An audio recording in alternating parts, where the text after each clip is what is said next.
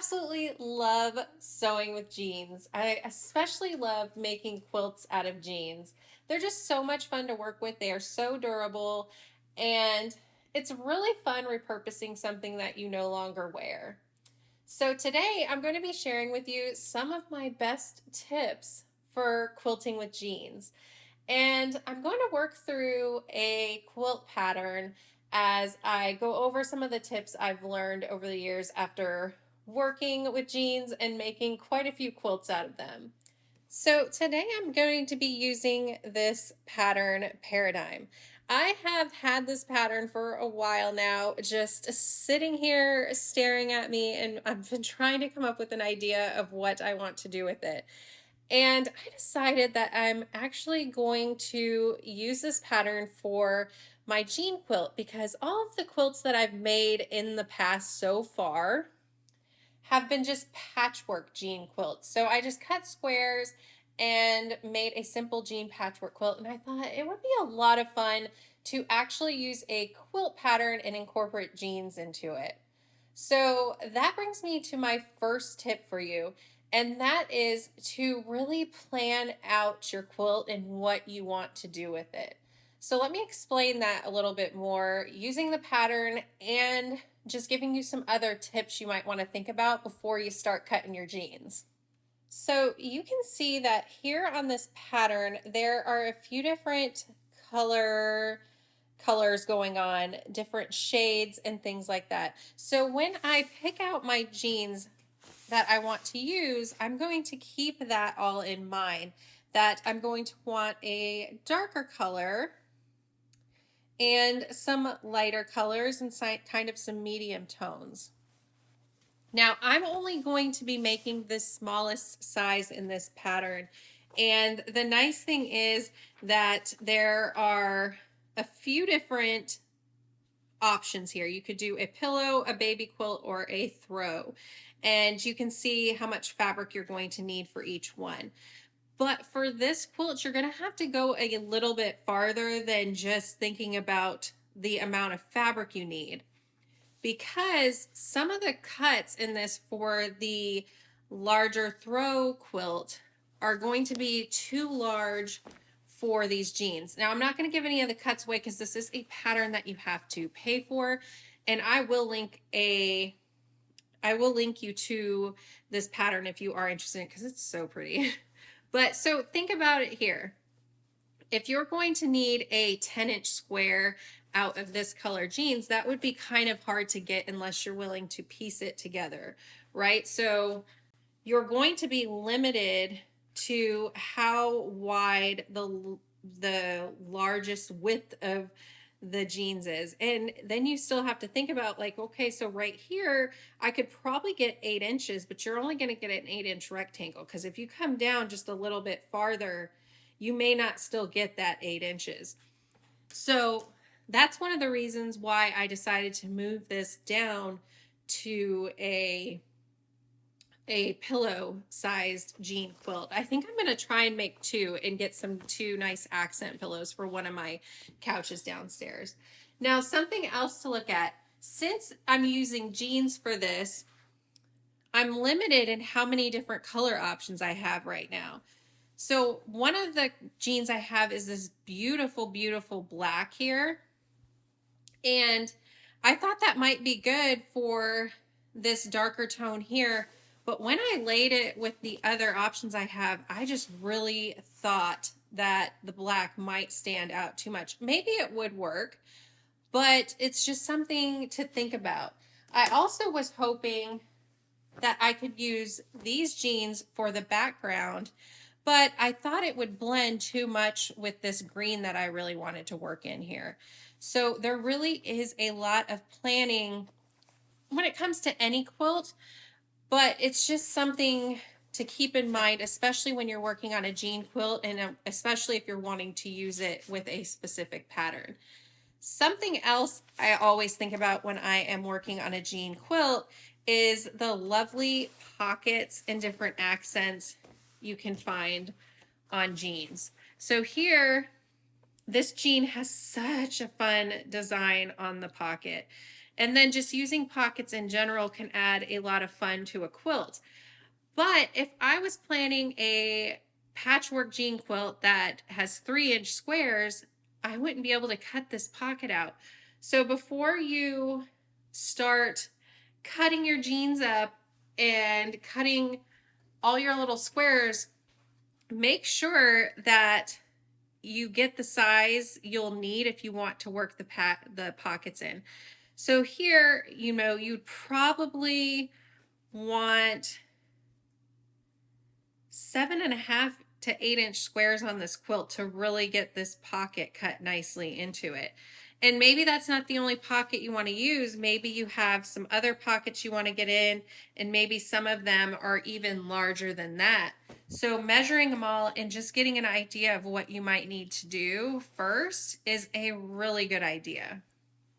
So my next tip for you is to check and see if any of the jeans you're planning to use are stretchy. I have this pair of black jeans that was in my pile of jeans that I'm going to repurpose at some point, and they are very stretchy.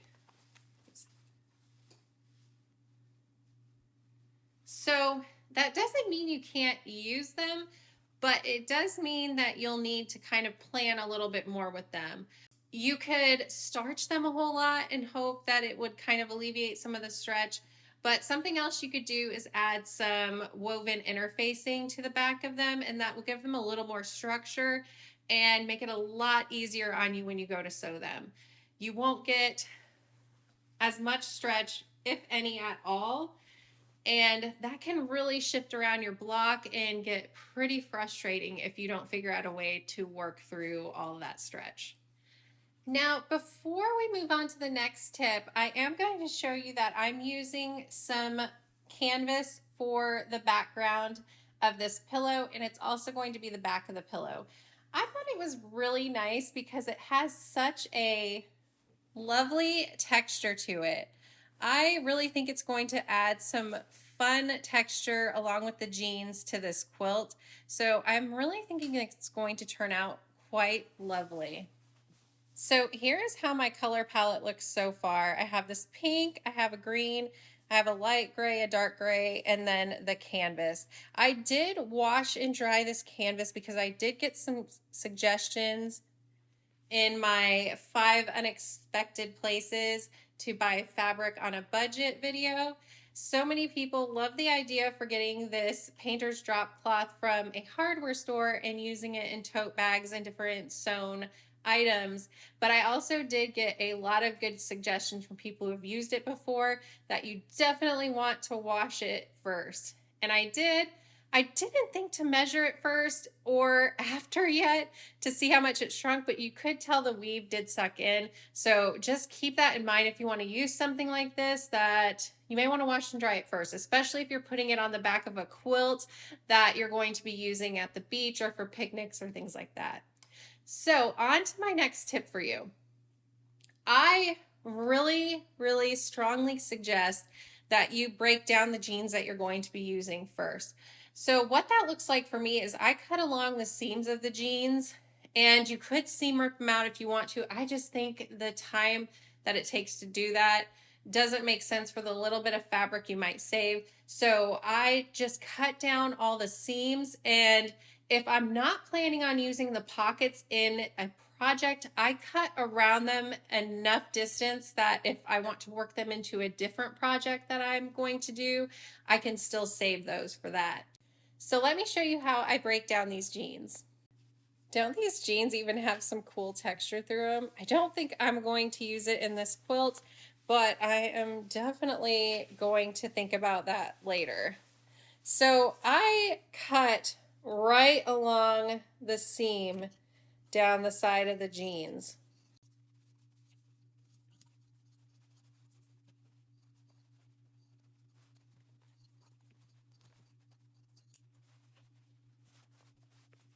And then after I finish cutting down that one side, I will cut down the other.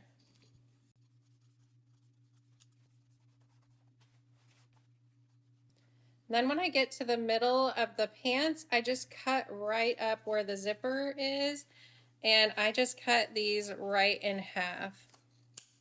Now you'll have one leg that is completely free. It's like a panel in the front. And then you still have the back portion of it that you'll need to cut free. So I just follow right along the seam and cut that off too. Now, like I said, you may want to cut the pocket away and set that to the side if you're not using it in the project right now. I will do that in a minute. I'm going to set that to the side, but I'm going to get all of these jeans prepped the same way. So this other leg here, I'm going to do the same thing. I'm going to cut down the seam on both sides so that I have two panels. And then what I'm going to do is I'm going to press all these really well before I cut my pieces for the pattern from it.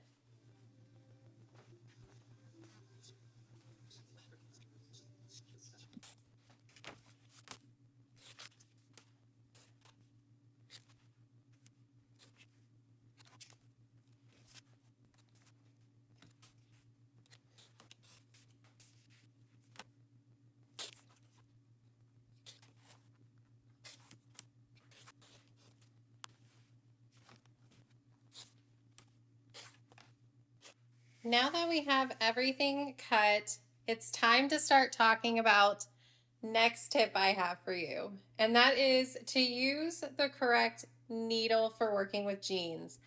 This is so important. You really want to pick up some jean needles. It will save you so much frustration.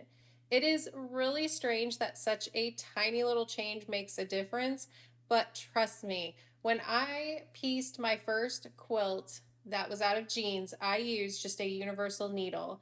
And then when I noticed these jean needles, it really saved me from giving up on that project.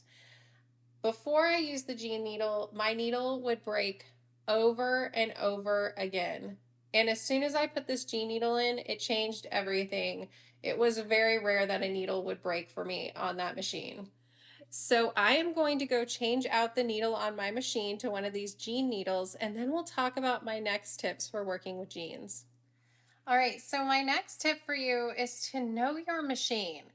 Now, I changed out the needle to a jean needle, but jeans are still a lot thicker than just cotton fabric or, a fabric that you might be more used to sewing on your machine. So know how much your machine can handle. Maybe at some point when you're sewing along on the pattern and you have a lot of thick seams coming together in one point, you may need to slow down. Go slower, go over that seam, a little slower than you normally would, because you don't want to break a needle and you don't want to stress your machine out too much.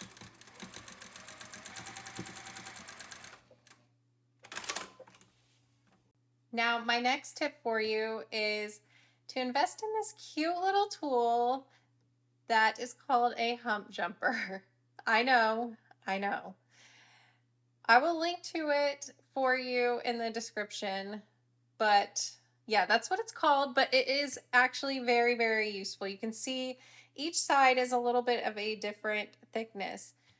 So here's how you would use the hump jumper.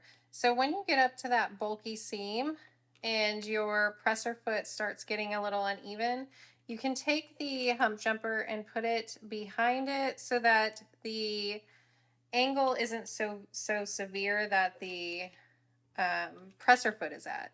So just push the hump jumper under there and you can just sew across and remove it when you are past that seam. You may need to move it along with you until you get past the seam. You saw it was still a little high. So once it evens back out and is flat, you can just sew across. So as I'm here wrapping up this cute jean pillow, I have two more tips for you when working with jeans. The next one is using wonder clips. It can get really hard to use pins on the seams for these really thick jeans. So definitely, if you don't already have some, pick up some wonder clips. They are perfect for holding your fabric pieces in place when things get bulky. Now you can still use your pins to keep everything lined up, but definitely at the seams it can get tricky to put those pins in. So for my last tip, I'm going to have you think about again how much your sewing machine can handle when sewing over thick seams. When you're finishing up the quilt, do you want to put batting inside of it along with your backing fabric and all that?